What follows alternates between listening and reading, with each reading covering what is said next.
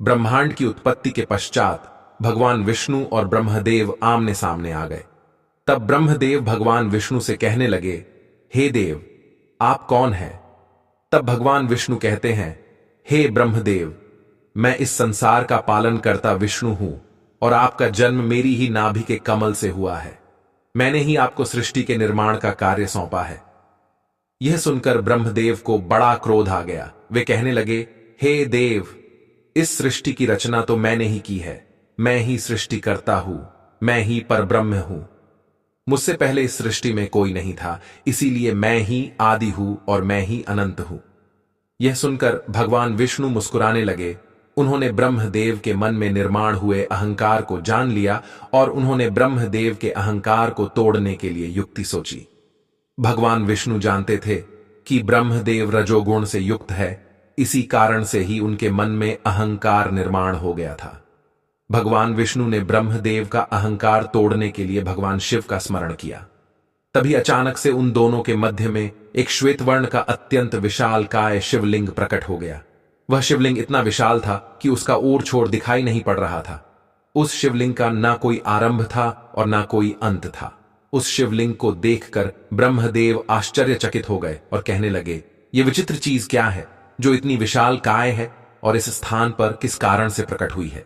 इतना कहते ही भगवान शिव उस स्थान पर प्रकट हुए। भगवान शिव को देखकर ब्रह्मदेव कहने लगे, हे देव, आप कौन हैं और किस कारण से इस स्थान पर आए हैं? भगवान शिव कहने लगे, हे ब्रह्मदेव, मैं आपके मन की द्विधा को ही दूर करने के लिए यहां पर आया हूं। ब्रह्मदेव कहने लगे, तो ठीक है, अब आप ही बताइए, हम तीनों में सर्वश्रेष्ठ कौन है? हम तीनों में सबसे पहले मैं ही आया हूं, इसीलिए मैं ही ईश्वर हूं। भगवान शिव कहने लगे, हे ब्रह्मदेव, आप श्रेष्ठ हैं या भगवान विष्णु श्रेष्ठ है, इसका प्रमाण अभी मिल जाएगा। आपके सामने ये जो शिवलिंग है, इसके ओर छोर का जो सबसे पहले पता लगाएगा वही सर्वश्रेष्ठ कहलाएगा।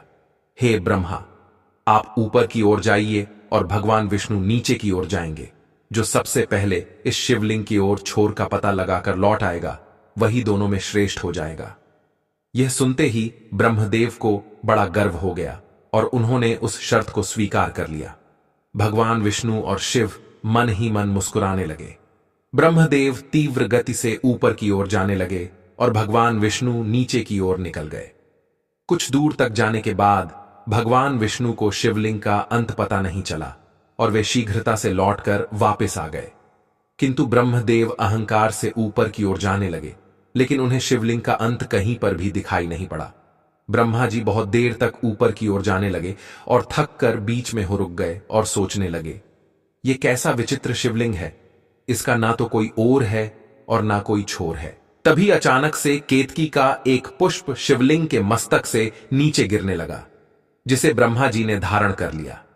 उस पुष्प को लेकर वे बहुत प्रसन्न हुए और उसे लेकर लौट कर आ गए। अहंकार से भरे हुए ब्रह्मदेव ने उस पुष्प को भगवान विष्णु और शिव जी को दिखाते हुए इस प्रकार से झूठ कहने लगे, ये देखो, मैंने शिवलिंग के मस्तक पर रखे हुए इस केतकी फूल को प्राप्त किया है। आप दोनों के चित्त की शांति के लिए और मेरे कार्य को सिद्ध करने के लिए मैं पहचान के रूप में इस पुष्प को लेकर आया हूं। ब्रह्मा जी के उस वचन को सुनकर भगवान विष्णु ने केतकी के पुष्प की ओर देखकर कहा, हे ब्रह्मदेव, इसका साक्षी कौन है जो यह बताएगा कि आपने शिवलिंग का अंत देखा है? इस विवाद को सुलझाने के लिए सत्यवादी, बुद्धिमान, पवित्र और निष्पक्ष व्यक्ति को ही साक्षी बनाया जा सकता है। ब्रह्मा जी बोले, इस समय पर इस बात की साक्ष्य देने के लिए कौन आएगा? जो बात सत्य है उसकी साक्ष्य तो यह केतकी का फूल ही बताएगा। इतना कहकर ब्रह्मा जी ने केतकी के फूल को साक्ष्य देने के लिए विवश किया। तब उस केतकी के फूल ने भगवान विष्णु से झूठ कहा, हे भगवान विष्णु, ये बात सत्य है कि ब्रह्मदेव मुझे शिवलिंग के मस्तक पर से उठाकर लाए हैं। हे प्रभु, आपको किसी प्रकार का संदेह नहीं करना चाहिए, ब्रह्मा जी इस शिवलिंग के पार गए हैं। यह मेरा कथन बिल्कुल सत्य है। केतकी के ऐसे झूठे वचन सुनकर भगवान विष्णु मन ही मन मुस्कुराने लगे और कहने लगे, हे ब्रह्मदेव, मेरे लिए तो स्वयं महादेव ही प्रमाण है।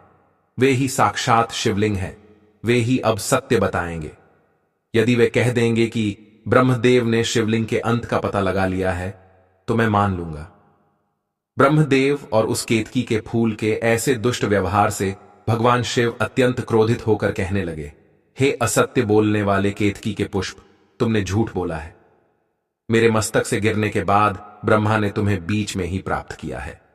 तुमने इस स्थान पर झूठ बोला है, इसीलिए आज से मैं तुम्हारा त्याग करता हूं। आज के बाद कभी मुझ पर केतकी का फूल चढ़ाया नहीं जाएगा। तब ब्रह्मदेव को भी अपनी भूल का पता चल गया और वे लज्जित होकर भगवान विष्णु को नमस्कार करने लगे और कहने लगे, हे भगवान विष्णु, मैंने श्रेष्ठ होने के लोभ से असत्य वचन कह दिया है, कृपया मुझे क्षमा कीजिए। मैं जान गया हूं कि आप ही सनातन नारायण हैं और ये भगवान शिव है जो तीनों लोकों के स्वामी हैं। मेरे मन में अहंकार उत्पन्न हो गया था, इसी कारण से मैंने झूठ बोला है।